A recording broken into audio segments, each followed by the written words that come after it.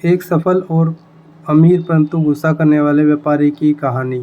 दोस्तों, एक गांव में एक सफल व्यापारी रहता था। उसके पास एक अच्छी बड़ी दुकान थी। आमदनी भी इतनी थी कि गांव में सबसे ज़्यादा अमीर वही था। हर आदमी उससे अच्छे से बात करता और वह लोगों की बहुत मदद करता। वह दिन रात मेहनत और बाकी समय में पूजा पाठ भी करता।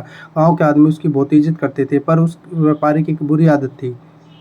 वह जल्दी गुस्से में आकर लोगों से बहुत बुरा भला कह देता था, जिससे गांव के बहुत से लोग उससे नाराज रहते। और वह जब नाराज लोगों को मनाने जाता और वो लोग नहीं मानते तो उसको और गुस्सा आता और वह और बुरा भला कह देता और फिर बाद में व्यापारी को बहुत बुरा लगता था।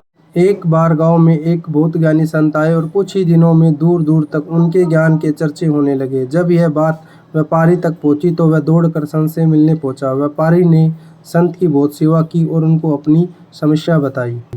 संत ने व्यापारी से कहा, तुम बहुत सारे कागज के टुकड़े लो और पूरे गांव में फेंक आओ, फिर मेरे पास आना। व्यापारी बिना सोचे समझे दिन भर कागज के छोटे छोटे टुकड़े पूरे गांव में फैला देता है और फिर संत के पास पहुंच जाता है। संत उस व्यापारी से कहते हैं, तुम्हारी समस्या का समाधान मिल गया है, बस तुमको एक काम करना है।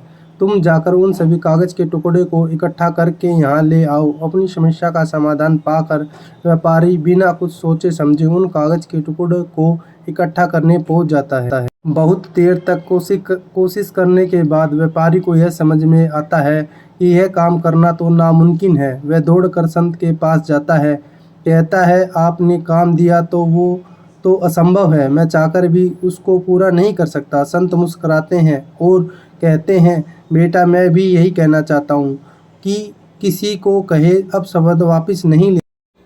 शिक्षा। इस कहानी से हमें यह सीखने को मिलता है कि कितनी भी मुश्किल क्यों ना हो, हमें किसी को अपशब्द नहीं बोलने चाहिए, क्योंकि अपशब्द से हुए नुकसान की भरपाई करना संभव नहीं है। गलत शब्दों से किसी को ठेस नहीं पहुंचाना चाहिए। तो दोस्तों, ऐसी ही कहानियाँ सुनने के लिए चैनल को सब्सक्राइब करें, वीडियो को लाइक, शेयर और कमेंट करिए। थैंक यू दोस्तों।